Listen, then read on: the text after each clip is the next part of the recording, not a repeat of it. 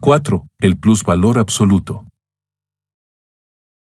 Cuaderno 3, folios manuscritos 95 al 124, 149, 11 a 211, 7, 174, 242. Algo después de agosto de 1861.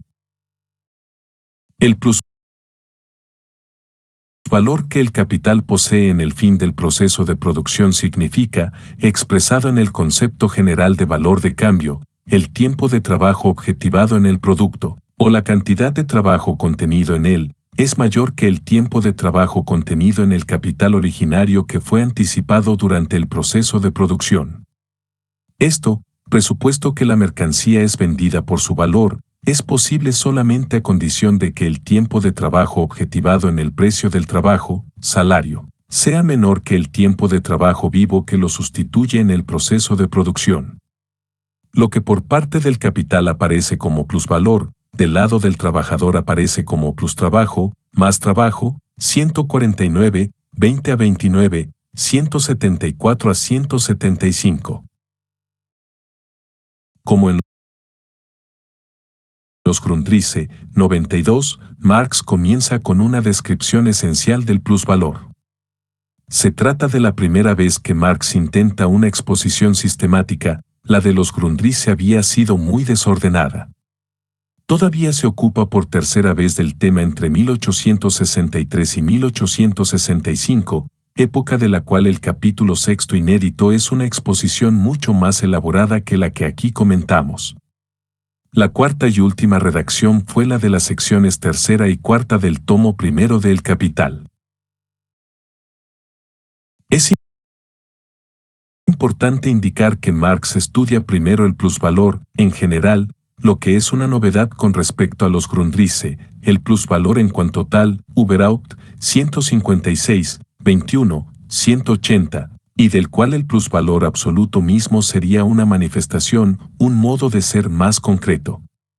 De todas maneras, Marx nunca desarrolló explícitamente esta cuestión en los manuscritos. 4.1. El plusvalor en general y las clases sociales, 149, 20 a 157, 35, 174 a 182. Así pues, resulta interesante considerar que en los planes previos al tratamiento del tema Marx se ocupa primeramente del plusvalor en cuanto tal y dentro de estas consideraciones, en general, escribió: el trabajo no reproduce el valor del material en el que trabaja y del instrumento con el que trabaja. Conserva el valor de los mismos, esta fuerza viva, belevende Kraft, y sustentadora no le cuenta nada al capital, 93. Solo después ataca la cuestión del tiempo de plustrabajo absoluto. Ahora, en cambio, entra de lleno en la cuestión del plusvalor, en general, para después abordar la modalidad de plusvalor absoluto. Esquema 9. Categorías y niveles necesarios para comprender la cuestión del plusvalor, en general. Aclaración. Aclaraciones. 1. Jornada de trabajo. 2. Partes componentes del capital. 3. Valor del producto. A. Conserva valor. B. Reproduce. C. Crea nuevo valor desde la exterioridad. Igual a 1 igual a L igual a. Límite de la totalidad.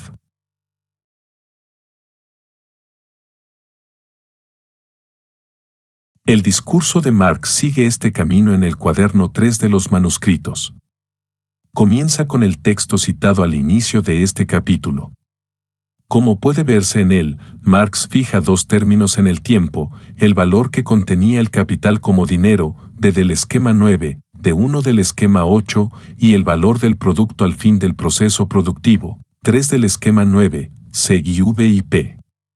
En el producto hay más valor, P, este aparece, desde la nada, del capital, desde la exterioridad. Como siempre, es la dialéctica entre dos tipos de trabajo, el objetivado, pasado y el vivo, presente. El más, de valor, más valor, por parte del capital, la totalidad del capital que asume y subsume una parte no pagada de trabajo es menos trabajo por parte del trabajador del trabajo vivo.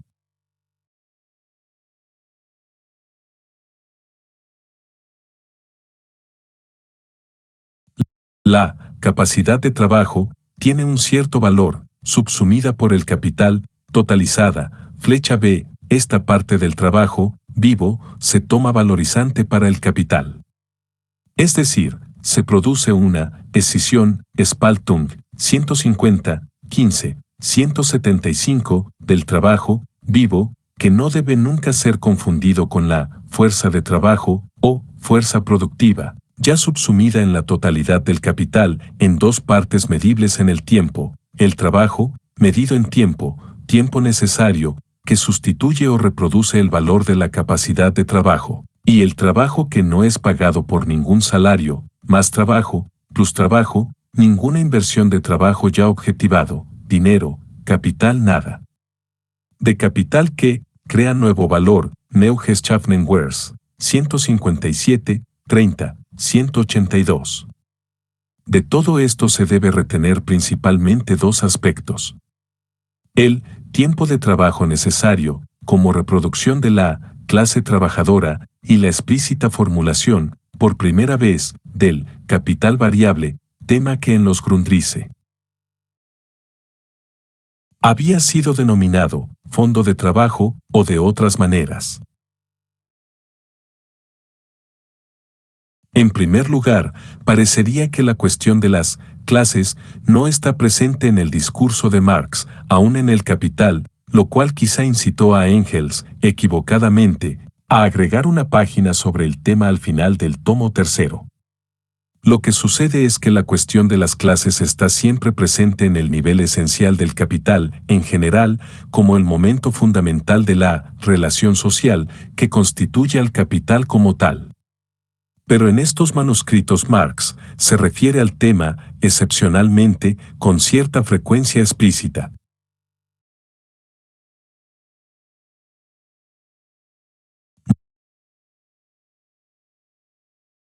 Muchas veces habla, por ejemplo, de la totalidad de los capitalistas de un país, 20, 36 a 37, 21, la clase total de los capitalistas, 21, 2, 21, la totalidad de los intereses de la clase capitalista, 162, 24, 187, la totalidad de la clase capitalista, Gesamtkapitalisten clase, enfrentada a la clase trabajadora. Arbeiterklasse, 214, 41 a 215, 1, 247. Marx escribe a veces, si tomamos la totalidad del capital de la sociedad, 214, 41, 247, punto, 94, es decir, la cuestión es tratada implícitamente en todo el discurso de Marx, pero en tres niveles de abstracción. La clase, en general, implícita en la relación social del capital como tal, universalidad, Allgemeinheit. La clase social en su particularidad, Besonderheit, globalmente como clase capitalista o clase trabajadora. En cuanto tales, una se apropia del plusvalor de la otra, acumula una masa de plusvalor como clase global, total. En un tercer nivel están los miembros individuales de la clase, la singularidad Einzelheit. Por EJ, el capitalista singular, Einzelne, A puede, 162, 21, 189. Así planteada la cuestión, también se comprende el sentido de la lucha de clases. Sabemos en la praxis que si una mercancía es vendida por debajo o por sobre su valor depende de una cierta relación de violencia entre el comprador y el vendedor. La historia de la industria moderna enseña que la desmesurada pretensión del capital no ha sido jamás frenada por el esfuerzo singular, Vereinzelten, del trabajo, sino que la lucha ha debido asumir primero la forma de una lucha de clases, Klassenkampfes, y esto ha provocado la injerencia de la violencia del Estado, Staatsgewalt. 162, 5 a 14, 187. Esto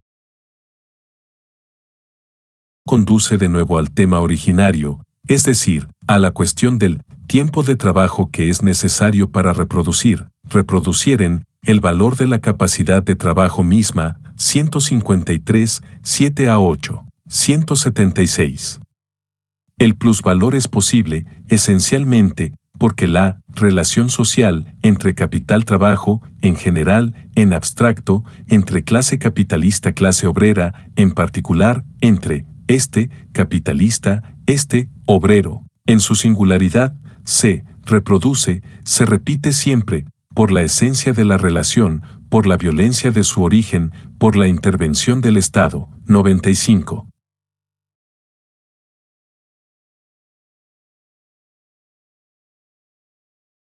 La segunda cuestión que deseamos resaltar es la del capital variable. En efecto, en primer lugar Marx describe los tres componentes del capital, materia prima, instrumentos de producción y, al fin, la parte del capital cambiada por la capacidad de trabajo, 154, 40 a 41, 178. La parte, invertida en las dos primeras, nivel 2 del esquema 9, permanece constante. Marx ha usado ya con frecuencia la denominación de capital constante, 155, 12, 179, para esta parte. No se reproduce, sino que reaparece igual, se conserva simplemente. Materia prima e instrumentos se manifiestan iguales en el valor del producto, nivel 3, parte C. Pero no sucede lo mismo con la parte restante. Llamamos Marx tiene conciencia de ser, su denominación, por ello sea el tiempo de trabajo contenido en el capital constante, V al variable, y el tiempo que el trabajador trabaja por sobre el tiempo de trabajo necesario M, P en el esquema, 155, 39 a 41, 180.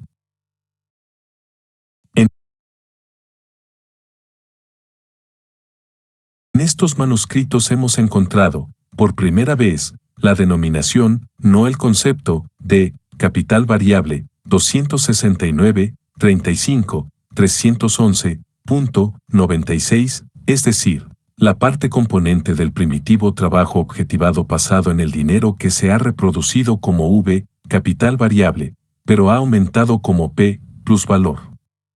El dinero que ha pagado el precio de la capacidad de trabajo en su reproducción ha puesto valor desde la nada del capital, el trabajo, vivo, en su real exterioridad. Ha creado valor nuevo para el capital sin ser pagado en su plustrabajo. En esto consiste la perversidad, maldad ética, de la esencia del capital. 4.2. Plusvalor absoluto, 157, 36 a 167, 25, 182 a 193. Marx comienza por proponerse un rápido plan de los temas que tratará. 1. Medida del plusvalor. Impulso del capital a aumentarlo al infinito. 2. El plusvalor no depende solamente del número de horas que el trabajador trabaja por sobre el tiempo de trabajo necesario, sino del número de jornadas simultáneas de trabajo o de la masa de trabajadores que el capital usa. 3. La relación del capital en cuanto productor de plusvalor, el trabajar por sobre la necesidad. Efecto civilizador del capital, tiempo de trabajo y tiempo libre. Contradicción. Plustrabajo y plusproducto. En último término, relación entre población y capital. 4. La tesis de Proudhon. 5. Esta es la forma absoluta del plusvalor. Está presente en todos los modos de producción fundados en la contradicción de clases, en la que una es posesora de las condiciones de producción y la otra del trabajo. 157, 37 a 158, 8, 182.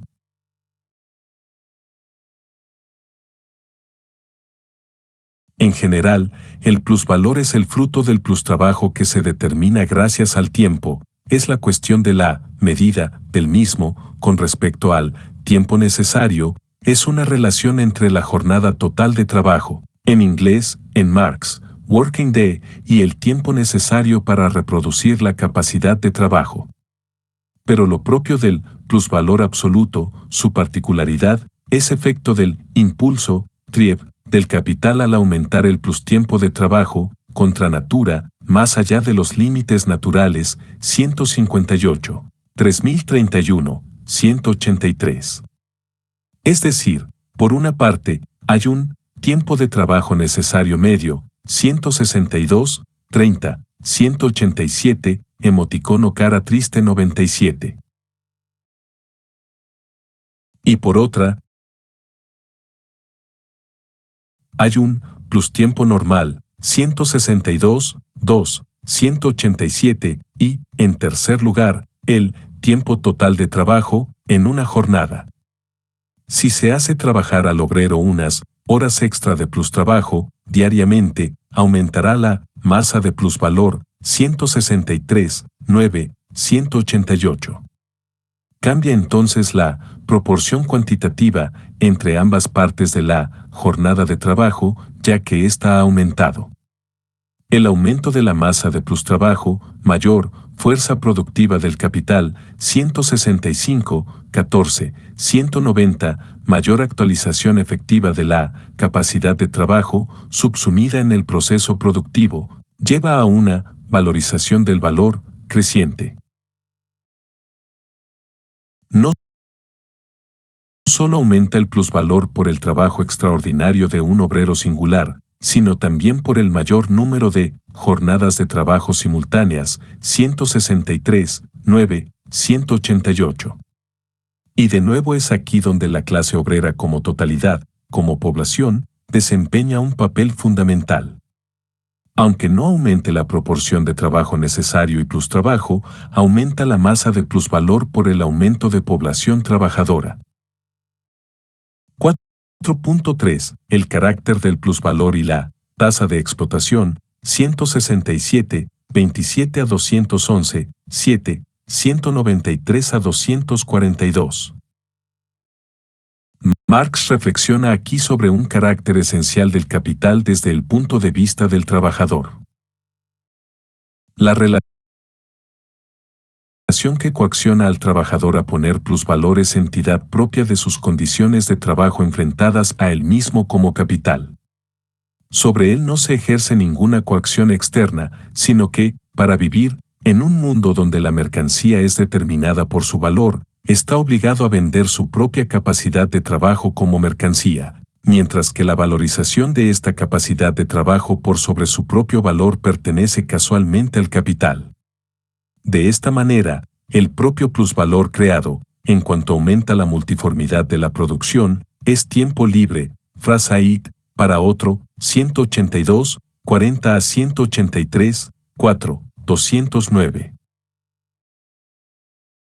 En el esquema 8 hemos representado con las flechas R la aparición sucesiva de los sujetos S2, S3, S4, etc. Si se observa bien, S2 aparece como vendedor, vende su capacidad de trabajo como mercancía, M1, y recibe un salario, D1, que se consume, X. En realidad, el trabajador consume, X, su salario porque aparece nuevamente en el mercado como S3 comprando, con su salario ahora de 2, C, comprador, mercancías, M2, pero esta situación, vendedor de su capacidad de trabajo para comprar mercancías para el consumo, M del esquema 7, C, reproduce, es decir, se torna institucional ya que el capital ha subsumido no solo el mundo de la producción, sino igualmente el de la circulación, el consumo. Es decir, el trabajador se encuentra apresado de manera total y sin escapatoria. O C. El resultado del proceso de producción capitalista no es solo mercancías y plusvalor, sino la reproducción, reproduction, de esta relación misma, 102, 17 a 19, 117.98. El trabajo trabajador está institucionalmente coaccionado a reproducir su venta, a poner plusvalor de nuevo, a aparecer siempre y cada día como comprador. El Estado, por su parte, cumple una función fundamental en la institucionalización práctica de la reproducción, 99, pero además, y Marx nos manifiesta aquí un concepto muy especial de supraestructura. Überbau, con su plustrabajo el trabajador crea plusvalor que posibilita el tiempo libre de otras clases. Tan pronto como existe una sociedad en la que algunos viven sin trabajar, es evidente que toda la supraestructura de la sociedad tiene como condición de existencia el plustrabajo del trabajador, el tiempo libre que tienen a su disposición, sea para el ocio, sea para su actividad no inmediatamente productiva, por la guerra o el sistema del Estado, sea para el desarrollo de facultades humanas o posibilidades sociales, arte, ciencia, etc., que no intentan fines prácticos inmediatos. Presupone el plustrabajo de parte de las masas trabajadoras, el tiempo libre del sector social que no trabaja se basa en el plustrabajo o sobretrabajo, en el tiempo de plustrabajo del sector que trabaja. 167, 27 a 168, 4, 193 a 194. Como lo veremos a partir del cuaderno B, Marx está pensando en la cuestión del trabajo productivo e improductivo, las llamadas teorías sobre el plusvalor, todas las clases. Aquí Marx no habla ni de sectores o fracciones, que no trabajan directamente, basan la posibilidad de su desarrollo supraestructural, no solo en el sentido ideológico, sino como totalidad de vida, en la producción material de un plusproducto.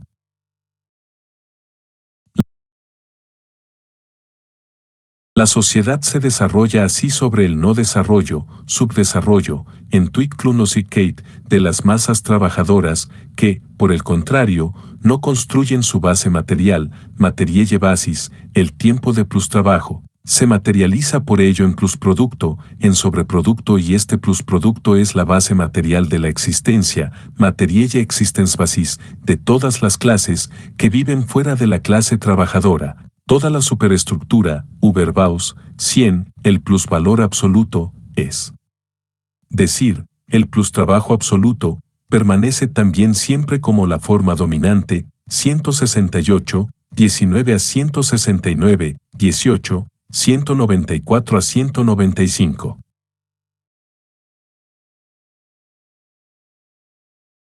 En estos textos volvemos a ver, y no hay ninguno de este tipo en los Grundrisse y muy escasos en el resto de estos manuscritos, la cuestión ya tratada en la ideología alemana. Pero ahora el asunto ha cobrado mayor concreción. No solo la producción determina materialmente al mundo ideológico, nunca de manera absoluta, ya que es determinada por su parte, sino que lo produce materialmente en cuanto crea plusvalor como condición material de existencia, de toda la vida, supraestructural, de la sociedad. Pero en este caso la supraestructura es aún la vida material de las clases no directamente productivas.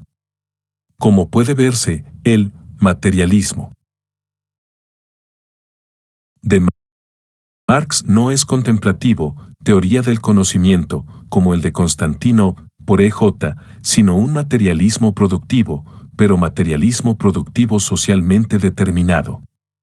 La clase obrera, dominada como momento subsumido del capital, es la encargada de producir el plusproducto que permite toda la vida de las clases dominantes mediante la coacción del Estado, o el momento práctico político.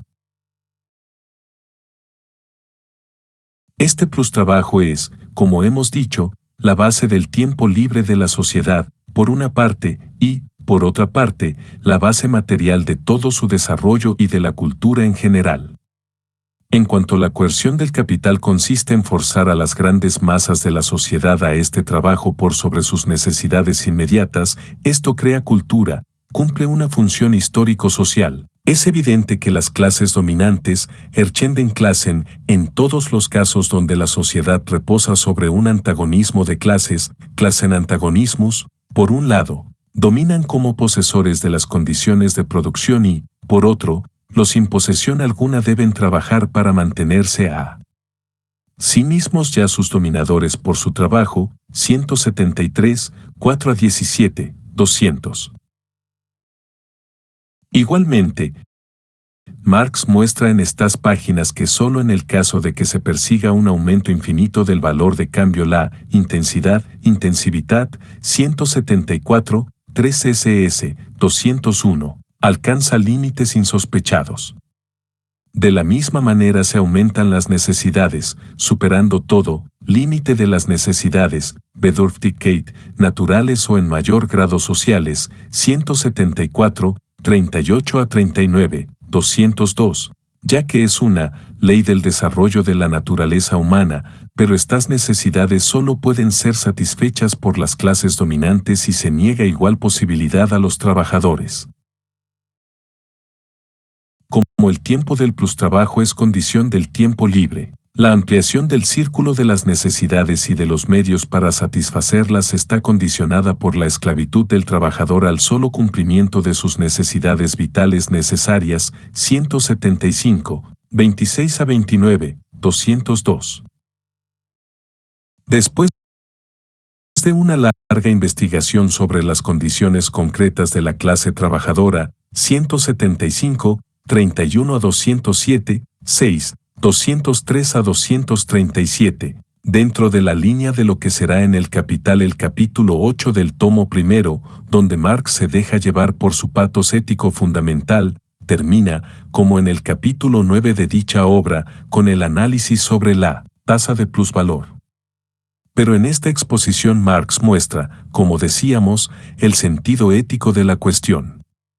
La mera tasa de ganancia, la proporción entre la totalidad de la inversión de capital con respecto a la ganancia, oculta el grado de explotación, dominación, que se ejerce sobre el obrero. La tasa de explotación, Rate der Exploitation.